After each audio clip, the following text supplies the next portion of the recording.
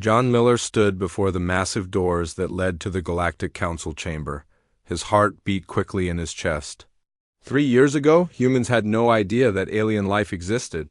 Now John was about to become the first human to address the leaders of 27 different alien civilizations. "Are you ready, Ambassador Miller?" asked Kletak, his alien guide. John looked up at the tall, bird-like creature beside him. Kletak had blue feathers that shimmered in the light and a sharp beak that clicked when he spoke. As a Paraxian, he was one of the more human-looking aliens John had met so far, which wasn't saying much.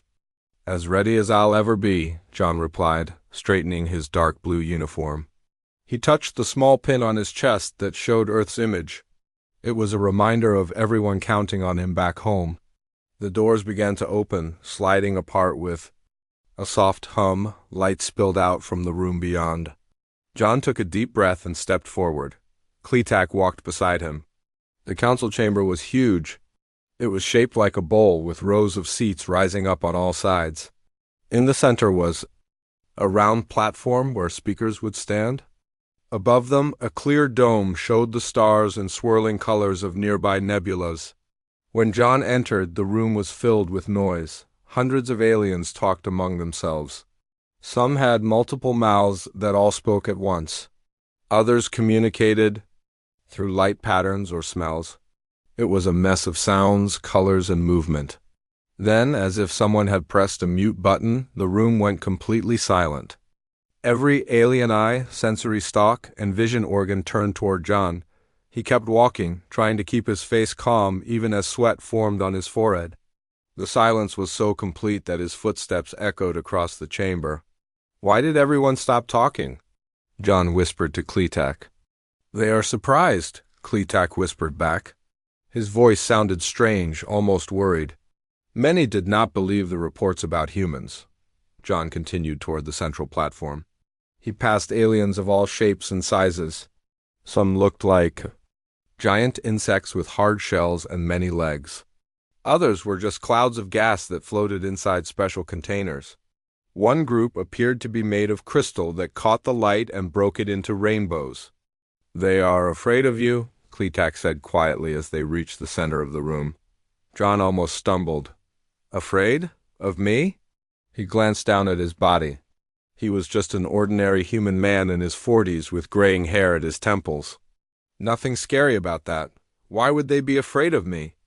"Because," Kletak replied, "you are the only species here that evolved on a death world." Before John could ask what that meant, they reached the speaking platform. A tall alien with green scales and 4 arms stood waiting for them. This was Senior Counselor Vexith, the leader of the Galactic Council. Up close, John could see that Vexith's scales seemed to change color slightly based on the light, like an expensive car paint job. "Ambassador John Miller of Earth," Vexith announced. His voice was translated through the small device in John's ear. "We welcome you to the Galactic Council." The words were friendly, but Vexith's body language was not. He stood far back from John, and his upper set of arms remained close to his body in what John had learned was a defensive posture. John stepped onto the platform. From here, he could see the entire chamber and all the alien representatives. None of them moved. Many had retreated to the backs of their seats. "Thank you, Senior Counselor Vexith," John said. His voice was picked up and amplified throughout the chamber. "On behalf of Earth and all humans, I am honored to be here." A murmur went through the crowd at the mention of Earth. John saw several aliens make gestures that his cultural training had taught him were signs of warding off danger. "We have much to learn from the Galactic Council," John continued, "and we hope to contribute to the peace and prosperity of all intelligent species." Vexith's scales flickered with colors that John couldn't interpret. "Yes, well," the counselor said, "we have many questions about your species and your world." "Of course," John replied. "That's why I'm here. To answer questions and to learn about all of you." From the corner of his eye, John saw the 3 other humans who had come with him enter the chamber, Dr. Susan Boyd. The team xenobiologist stood with her mouth slightly open as she took in the variety of alien life forms. Next to her was George Martinez, the security chief, whose hand kept moving to where his weapon would normally be. though all weapons had been left on their ship.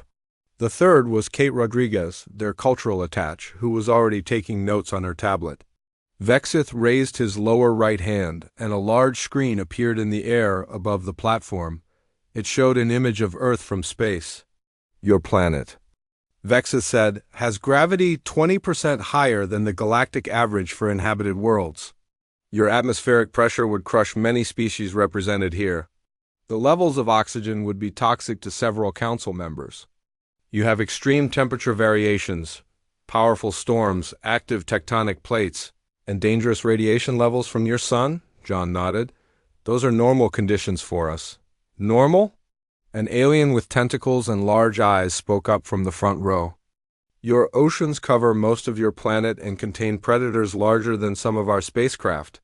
And your microbiome, added another voice from somewhere in the chamber. The bacteria and viruses, your world is swarming with them. John wasn't sure how to respond. Everything they were saying was true, but he had never thought of Earth as particularly dangerous. Ambassador Miller, Vexith said, lowering his voice, most species in the Council evolved on worlds that nurture life. Mild climates, few predators, limited competition, stable environments. He paused. Your species evolved while constantly fighting to survive. You are built to endure conditions that would kill most of us instantly. John finally understood the silence when he had entered. It wasn't awe or surprise, it was fear. We don't mean any harm, John said, looking around the chamber. We're just people who want to join the galactic community. Yes, Vexith replied. But you are people shaped by a world that tried to kill you every day of your evolution? And that, Ambassador Miller, makes humans the most dangerous species this council has ever encountered. The silence returned, deeper than before. And John realized his job was going to be much harder than he had imagined. Kletak leaned close to John's ear. Welcome to the Galactic Council, human from Earth. Your real work begins now. 3 days after his first appearance at the council, John sat in the small meeting room assigned to the human delegation. The walls were curved and made of a smooth material that felt like glass but was warm to the touch.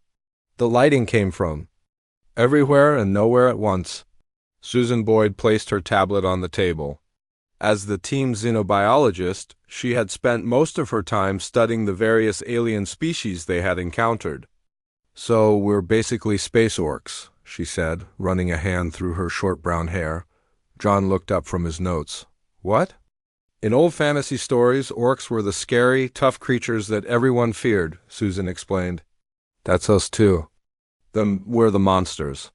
George Martinez, their security chief, laughed. I like that, Space Orcs. Kate Rodriguez wasn't amused. This is serious. The Council is afraid of us, which means they might take action against Earth if we don't convince them we're not a threat. John nodded. After his first meeting with the Council, he had requested more information about why humans were considered so dangerous. The files that Kletak had sent were both fascinating and disturbing. According to their scientific records, John said, the average council species evolved on worlds with about 80% of Earth's gravity. Their bones are lighter, their muscles weaker. Many of them never developed an immune system like ours because they didn't need to. They think we're practically indestructible, Susan added. Our ability to heal from injuries, fight off disease, and adapt to different environments is far beyond most species in the Council. Kate scrolled through her own notes. It's not just our physical traits. They're disturbed by our behavior too. We seek out danger for fun. We consume substances that would poison other species. We have competitive sports. We create art about our own destruction, and we sleep, George said. Apparently that freaks them out too. The idea that we just shut down our consciousness for hours at a time seems like a kind of temporary death to them. John stood up and walked to the window. Station Nexus, where the Galactic Council was headquartered, orbited a beautiful ringed planet. The view would normally bring him peace, but today he couldn't enjoy it. We need to change how they see us, he said. We're meeting with the full council again tomorrow. We need to show them that humans aren't just tough survivors. We're also creators, thinkers, and explorers. Will they even listen? George asked. That insect-like counselor yesterday could barely stay in the same room with me, the Praxi, Susan corrected. And they're not insects. They're more like, well, there's no Earth equivalent, but they have complex social structures and are excellent mathematicians. John turned back to his team. We'll make them listen. I've requested permission to present Earth's history and culture. Not just our wars and disasters, but our art, music, scientific achievements, and humanitarian efforts. A soft chime sounded, and the door to their meeting room slid open. Kletak entered, his blue feathers ruffled slightly, which John had learned indicated stress. Ambassador Miller, Kletak said, the Council has agreed to your presentation tomorrow. But I must warn you, there have been ... discussions. What kind of discussions? John asked, feeling a cold knot form in his stomach. Kletak's beak clicked several times before he answered. Some members believe that allowing humans unrestricted access to the galactic community would be dangerous. They are suggesting options to manage the situation. Manage? Kate repeated. What does that mean? There are several proposals, Kletak said, clearly uncomfortable. Some suggest limiting human expansion to your own solar system. Others propose technological restrictions. And the more extreme options? John pressed. Kletak's feathers flattened completely, a sign of deep distress. There are those who believe your genetic structure could be modified, to make humans less resilient, to make you more like other council species. The room went silent as the implications sank in. They want to change what we are, Susan finally sighed, her voice barely above a whisper. Without our consent, George added, his hands clenching into fists. John took a deep breath. Are there any other proposals we should know about, Kletak? The alien hesitated. One faction, led by the Zextari Confederation, has suggested a preemptive approach. They argue that allowing humanity to develop further poses an unacceptable risk. Preemptive, John repeated. You mean they want to attack Earth? Not an attack as you would understand it, Kletak said. A controlled regression, using asteroids to target key infrastructure. Returning your civilization to a pre-industrial state? Kate gasped. That would kill billions of people. They do not see it that way, Kletak explained. To them, it would be like pruning a tree to prevent it from growing too large. The Zextari and their allies believe it would be the most humane solution. John walked slowly to the table and placed both hands on its surface, leaning forward. Kletak, I need you to understand something. If anyone tries to harm Earth, humans won't just accept it. We've spent our entire history fighting to survive. We're very good at it. Kletak's eyes widened. This is precisely the response that concerns the Council, Ambassador. You immediately think of resistance and conflict. Because you're talking about endangering our home, John replied. Any species would react the same way. No, Kletak said, they would not. Most species in the Council evolved through cooperation, not competition. They would seek consensus, even about their own extinction. John straightened up, a new understanding dawning on him. That's why they fear us. Not just because we're physically tougher, but because we think differently. Yes, Kletak admitted. Your species possesses something rare in the galaxy, will to fight against overwhelming odds. Even when logic suggests surrender, humans often choose resistance. John looked at his team, seeing the determination in their eyes. Then we need to show them that this same trait, this stubbornness, this refusal to give up is also what makes us good allies. How? Kate asked. By making them see that the traits they fear are the same ones that could protect them, John said. The galaxy can't be as peaceful as they claim, or they wouldn't have a council for security in the first place. There must be threats out there that even they worry about. Susan nodded slowly. And if those threats appear, they might want Space Orcs on their side, George finished with a grim smile. John turned back to Kletak. Tell the Council we accept their invitation to present tomorrow. We'll show them who humans really are, not just what they fear we might be. As Kletak left, John gazed out at the stars again.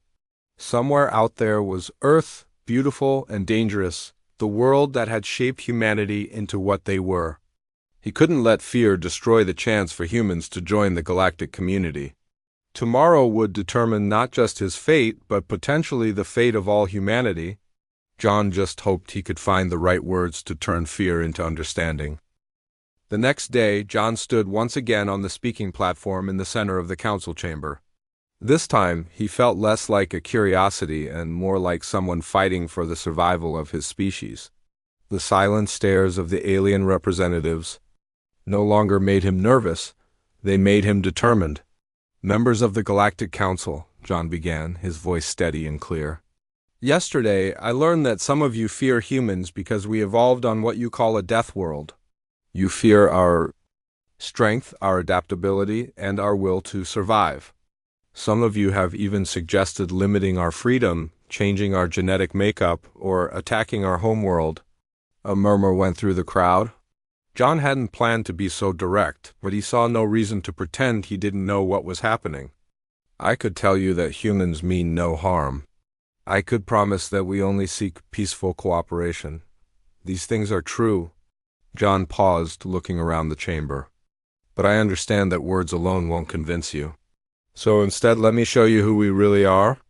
John nodded to Kate, who activated the presentation they had worked on all night.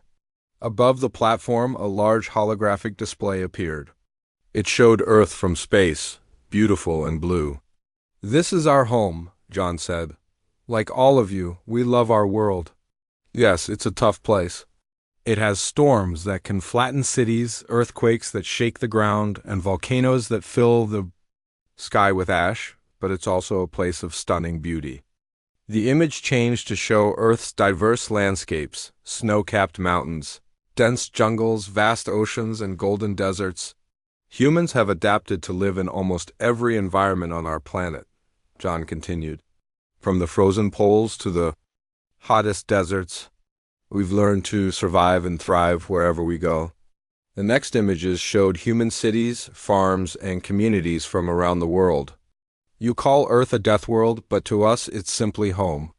And yes, our history includes conflict and war." The display showed brief glimpses of human battles throughout history. "We have fought each other over resources, beliefs, and territory." Several council members shifted uncomfortably in their seats. "But that's not the complete picture," John said. The display changed again, now showing doctors treating patients, rescue workers helping during disasters, and people from different cultures working together. For every act of destruction in our history, there are countless acts of compassion, cooperation, and creation. The images shifted to show great works of human art, architecture, and scientific achievements. "We write stories and create art, not just about conflict, but about love, friendship, sacrifice, and hope. We've built structures that have stood for thousands of years. We've developed medicines that save millions of lives. We've explored the deepest parts of our oceans and sent robots to other planets in our solar system." John took a step forward. "Yes, we're tough. We had to be to survive on Earth, but that same toughness makes us determined problem solvers. When faced with challenges that seem impossible, humans don't give up. We find a way." Susan stepped up beside John. "If I may," she said, addressing the council. "As a xenobiologist, I've studied the biological profiles of many council species. You evolved in environments that required less adaptation. This isn't good or bad, it's just different. But it means you might not understand what shaped humans." A quartzy representative, whose crystalline body sparkled under the chamber lights, spoke up. "We understand that your species developed under pressure. That is precisely what concerns us. You are unpredictable." "Unpredictable, yes," John acknowledged. "But also innovative, creative. When the usual solution doesn't work, we try something new." "Your history shows you frequently resort to violence," said a Zextari representative, their multiple limbs moving in agitation. George stepped forward, his security chief's uniform neat and precise. "Our history also shows that we learn from our mistakes. 200 years ago, humans fought global wars with terrible weapons. Since then, we've worked to build systems of cooperation and peace. Not always successfully, John added honestly. But we keep trying. That's what humans do. The senior counselor Vexith raised a hand, silencing the chamber. Ambassador Miller, while your presentation is informative, it does not address the fundamental concern. Your species represents an unknown factor in the galactic balance. You evolve quickly, adapt rapidly, and have a history of both great violence and surprising altruism. How can we be certain which path humanity will follow in the stars? John looked directly at Vexith. You can't be certain. Neither can we. But I can tell you this. Humans are at our best when we have a purpose, when we're working to build something rather than tear it down. He gestured toward the stars visible through the dome above. The galaxy is vast and mostly unexplored, even by the Council. Are there threats out there that none of us have encountered yet? Challenges that require new approaches? Problems that need solving by species who don't give up easily? Kate stepped forward, her tablet in hand. Our research shows that the Galactic Council has existed for over 10,000 years, mostly in peace. That's remarkable. But peace isn't just the absence of conflict, it requires constant work and vigilance. John nodded. You fear humans because we're different? I'm asking you to consider that our differences might be valuable. Not just to us, but to all of you. A deep silence fell over the chamber. John could see various representatives communicating with each other in their own ways, some through subtle movements, others through color changes or soft sounds. Finally, a small, furry alien that John hadn't noticed before spoke up. Its voice was translated as gentle and wise. I am Elder Brintek of the Malorians. We are one of the oldest species in the Council. In our long history, we have seen many civilizations rise and fall. The strongest were not always the most enduring. Often it was those who could adapt and change that survived. The Elder's gaze seemed to focus on John. Perhaps we have been too comfortable for too long. Perhaps we need the perspective that humans bring. Vexith's scales flickered with rapid color changes. Elder Brintok, are you suggesting we welcome a species from a death world into our midst without precautions? I am suggesting, the Elder replied, that we listen more and fear less. The humans have asked for partnership, not dominance. They offer their unique strengths to our community. The Zextari representative made a harsh clicking sound. Words are easy, actions prove intent. How do we know humans won't become a threat once they gain access to advanced technology? Before John could answer, alarms began blaring throughout the chamber. Red lights flashed and a computerized voice spoke in multiple languages at once. Alert, station security compromised. Unknown biological contaminant detected in atmosphere processing.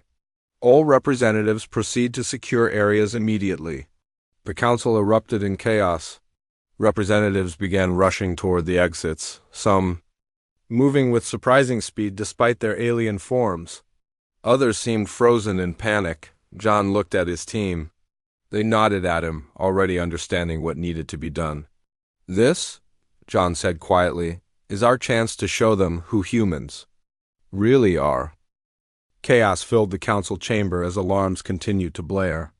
Most of the alien representatives were rushing toward the exits, pushing and shoving in their panic. Some of the smaller species were in danger of being trampled. John grabbed the communication device on his wrist. Susan, what's happening? Susan's voice came through clearly despite the noise. The station's environmental systems are being attacked. Some kind of biological agent is spreading through the air vents. It's not affecting humans yet, but several alien species are already showing respiratory distress. George, status? John called. Station security is overwhelmed, George replied. I'm with them now. They've never dealt with a crisis like this. There are reports of unknown ships attached to the outer hull of the station. They appear to be organic in nature. John made a quick decision. Susan, get to the medical center and help however you can. Kate, find the station's communication hub and make sure all species can understand emergency instructions. What about You? Kate asked. I'm going to find Vexith and see if we can organize a response, John said. Stay in contact. As the chamber emptied, John spotted Vexith surrounded by several aides. The counselor's scales were flashing rapidly between, colors showing his stress. Counselor Vexith, John called, making his way through the crowd. How can we help?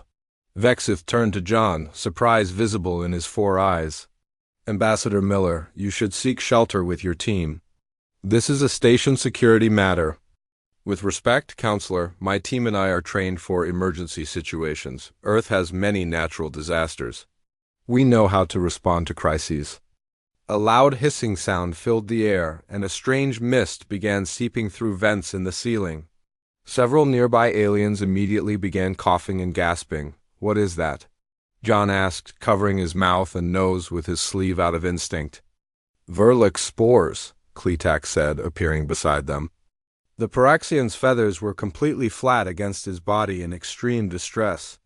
The Verlic are a hive species from the Outer Rim. We thought they were just stories to frighten younglings. They're very real, said Vexith, his voice trembling. And they see all other life as food for their hive? John felt the spores touch his skin. They caused a mild itching sensation, but nothing worse. The spores don't seem to affect humans much, he noted. Your Death World biology? Kletak said with something like wonder in his voice. Your immune system must be neutralizing the spores. John's mind raced. Where's the station's environmental control center? Level 7, Section C, Vexith replied. But it's likely contaminated by now. I'm going there, John decided. Kletak, can you lead me? The Paraxian's beak clicked rapidly. It would be dangerous. That's why I'm going, John said firmly. Counselor Vexith, please gather as many representatives as possible in a secure location. My team will help coordinate a response. Without waiting for an answer, John began moving toward the exit, Kletak reluctantly following. They made their way through corridors filled with panicked aliens. Some were collapsed on the floor, struggling to breathe as the spores spread. John activated his communication device again. Susan, what's your situation? The medical center is overwhelmed, Susan replied. I'm helping create makeshift breathing filters for affected species. The station's medical staff have never seen anything like this. They're in shock. Kate? I've reached the communication hub, Kate answered. Working with the staff to broadcast emergency instructions in all languages. Most of the station's systems are automated and they don't know how to override them manually. George? Station security is trying to repel boarders at Docking Bay 3, George reported. These Verlic creatures are unlike anything I've seen. They look like giant insect-plant hybrids. I'm helping coordinate the defense, but most security. Personnel here have never actually fought anything before. As John and Kletak moved deeper into the station, the air became thicker with spores. Kletak began to struggle, his breathing becoming labored. You should go back, John told him. No, Kletak wheezed. You need a guide. They passed more collapsed aliens in the corridors. John stopped to help where he could, moving victims to clearer areas and showing others how to cover their breathing. Organs with fabric to filter the spores. Finally, they reached level 7. The corridor to section C was filled with dense spore mist. Kletak stopped, unable to continue. I cannot go further, he gasped. John removed his uniform jacket and fashioned it into a mask for Kletak. Wait here. I'll go alone. You'll die, Kletak warned. John gave a grim smile. Deathworlder, remember? This is nothing compared to some of Earth's environments. He entered the spore-filled corridor, moving quickly but carefully. His eyes stung and his skin itched, but his breathing remained steady. At the end of the corridor, he found the Environmental Control Center. Inside, 3 alien technicians lay unconscious on the floor. The control panels were covered in a pulsing, plant-like growth that seemed to be integrating with the station's systems. John examined the controls, trying to understand the alien technology. He tapped his communication device. Susan, I'm in the Environmental Control Center. There's some kind of biological growth taking over the systems. How do I stop it? You Need to reset the atmospheric filters and purge the ventilation system, Susan replied after a moment. Look for controls that might regulate air pressure or composition. John searched the panels and found what looked like atmospheric regulators. The alien symbols were confusing, but he recognized patterns similar to those in the human quarters. I think I found it, but there's this growth covering part of the controls, John said. Don't touch it directly, Susan warned. It might be connected to the Verlic hive mind. John looked around and found a metal tool that resembled a wrench. He used it to scrape away the growth, which pulsed and seemed to shrink away from the pressure. Underneath, he found the control panel. I think I can manually override the system. But I'll need both hands, John said, going silent for a minute. He placed his communication device down and began working the controls. The growth seemed to sense what he was doing and started to spread more rapidly toward his hands. John ignored the burning sensation as it touched his skin and continued working. Finally, he found the emergency purge sequence and activated it. A loud hissing sound filled the station as fresh air began to pump through the ventilation system. The spores started to dissipate and the growth on the control panel withered. John picked up his communication device. Susan, I think it worked. The air is starting to clear. Good job, Susan replied. The medical center is reporting improvement in the less affected patients. George, status at the docking bay? The Verlic are retreating, George reported, sounding out of breath. They seem weakened by whatever you did to the air system. Station security is regaining control. Kate? Communications are stable, Kate said. I'm broadcasting all clear messages and directing medical help where it's needed most. John made his way back to Kletak, who was breathing easier with the clearer air. Together they returned to the council chamber where Vexith and several other representatives had gathered. Vexith approached John, his scales now a steady blue color. Ambassador Miller, you and your team, you saved many lives today. We did what anyone would do, John replied. No, Vexith said softly. Most species here would have sought shelter and waited for others to solve the problem. You humans. You ran toward the danger. Elder Brintek stepped forward, looking at John with new respect. Perhaps now the council understands what I meant earlier.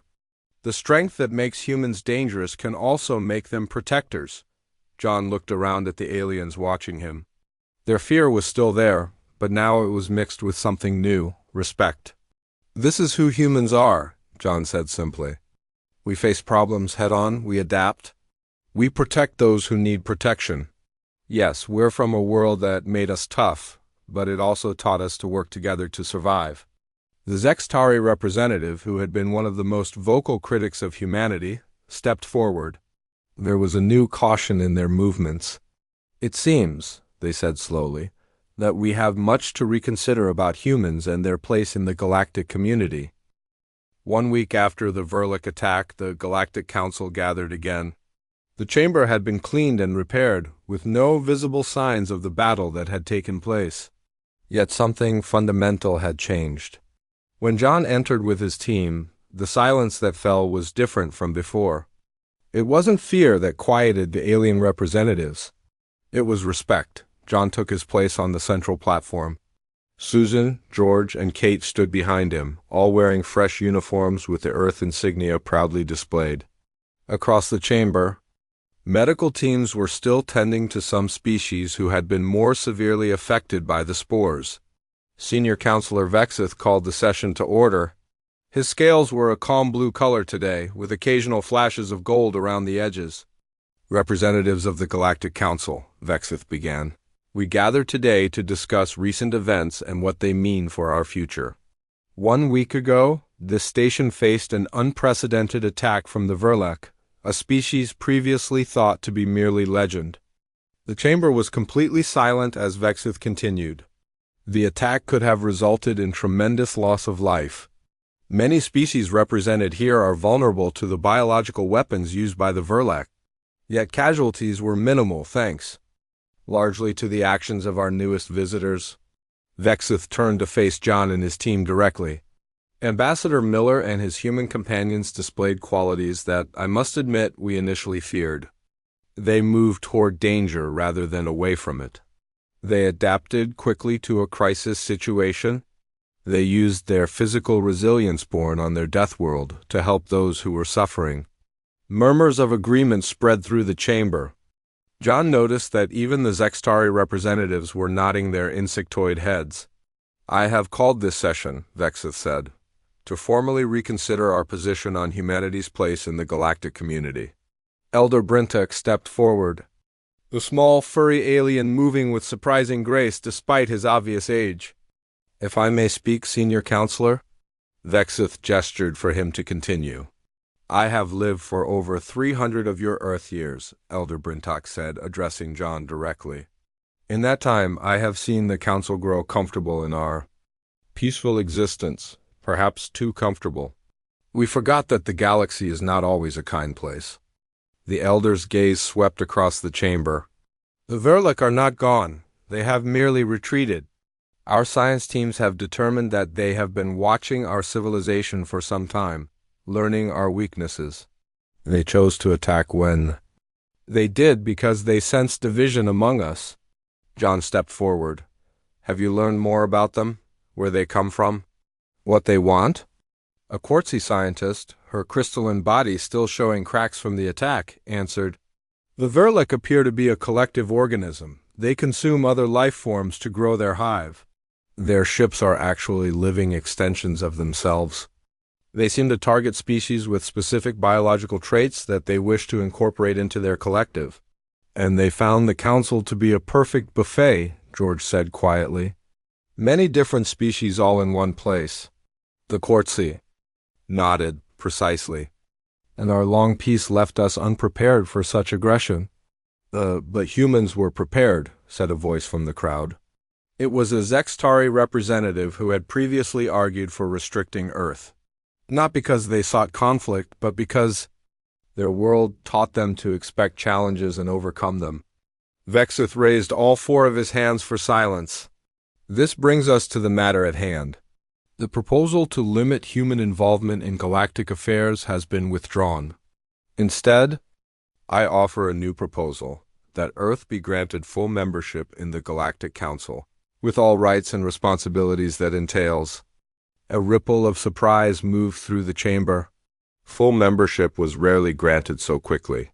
Usually, new species spent decades as observers before being considered for membership. Furthermore, Vexith continued, I propose that humans be invited to help establish a new galactic defense initiative. Their unique perspective and abilities would be valuable as we prepare for future encounters with the Verlac or other threats. John looked at his team in surprise. This was far more than they had hoped for when they first arrived. A Praxi representative raised several limbs. With respect, Senior Counselor, are we not moving too quickly? While the humans proved helpful, during the crisis we still know little about them. A fair concern, Vexith acknowledged, which is why I suggest a period of cultural exchange. Representatives from Council worlds would visit Earth, and more humans would be welcomed here. We would learn from each other. Kletak stepped forward, his blue feathers now puffed with pride rather than flattened in fear. I have spent more time with humans than most here. Yes, they are different from us. Their world shaped them to be stronger, more aggressive, more adaptable. But they use these traits to protect, not just to conquer. John listened as the council debated. There were still concerns and questions, but the tone had shifted dramatically. No one was suggesting genetic modifications or asteroid impacts anymore. Instead, they were discussing trade agreements, cultural exchanges, and security cooperation. Finally, Vexith called for a vote. One by one, the representatives indicated their positions. When the final tally was displayed, John could hardly believe it. 25 species had voted in favor of Earth's membership. Only 2 had abstained. None had voted against. Ambassador Miller, Vexith said formally, on behalf of the Galactic Council, I welcome Earth as our newest member world. May your Death World wisdom help us face the challenges that lie ahead. John stepped forward to accept the Council's decision. On behalf of Earth and all humans, I thank you for your trust. We know that we are different. Our world made us tough, because it had to. But it also taught us to value life precisely because it is fragile. He looked around the chamber, meeting the eyes, sensory stalks, and visual organs of the various representatives. Humans don't just survive. We strive to build, to create, to protect. Yes, we come from a world that tried to kill us every day. But that just means we won't give up when things get difficult. Elder Brentek approached John, holding a small crystal that glowed with a soft blue light. This is the symbol of council, Ambassador Miller. When you return to Earth, present this to your leaders. It represents not just membership, but partnership. John accepted the crystal carefully. Thank you, Elder. The old alien's eyes twinkled with something like humor. You know, when you first walked into this chamber, we all went silent out of fear. Now we fall silent out of respect. It is quite a change in such a short time. That's another human trait, Susan said, stepping forward. We adapt quickly and we help others adapt too. And we're very good at turning enemies into friends, Kate added. As the formal session ended, representatives from various species approached the human team. There were questions about Earth, offers of technological exchange, and invitations to visit other worlds. The fear that had greeted them was replaced by curiosity and cautious friendship. Vexith found John among the crowd. Ambassador Miller, there is something I have been wondering. When the Verlek attacked and everyone was panicking, you and your team immediately took action. How did you know what to do? John smiled. We didn't know, not really. We just did what humans always do when faced with a crisis. We look for ways to help, we use what we have, and we don't give up until the job is done. A simple approach, Vexith said, his scales shimmering with gold. The best ones usually are, John replied. Later, as John stood by the viewing window, looking out at the stars, he thought about Earth, so far away, yet now connected to a vast community of worlds. Humans had a place in the galaxy now, not despite their Deathworld origins, but because of them. Kletak joined him at the window. What are you thinking, Ambassador? I'm thinking about the phrase you used when I first walked into the council, John said. About humans being from a death world. It's a strange term, but I understand it. Now, and what do you think of it? John smiled. I think that sometimes the hardest worlds produce the strongest people, and the strongest people have the greatest responsibility to protect others. Kletak's feathers ruffled in what John now recognized as agreement.